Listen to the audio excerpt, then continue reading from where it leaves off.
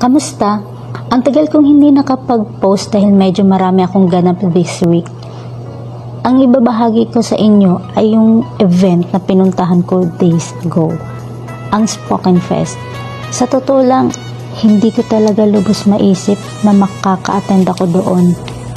Kasi ang daming mga dahilan na naglalaro sa isip ko.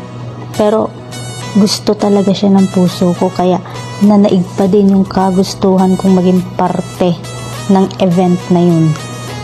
Ang pagpunta ko doon ay hindi naging ganun kadali dahil ang dami kong pinagdaanan na para bang nagsasabi na wag na ako tumuloy, pero tumuloy pa din.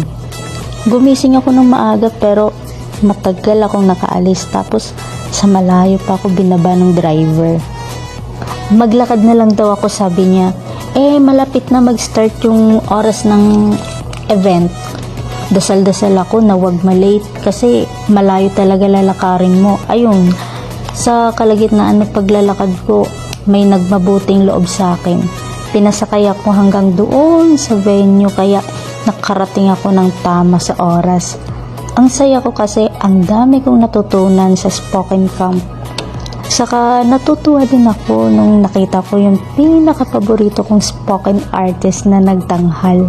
Saka dumami na rin yung mga kaibigan ko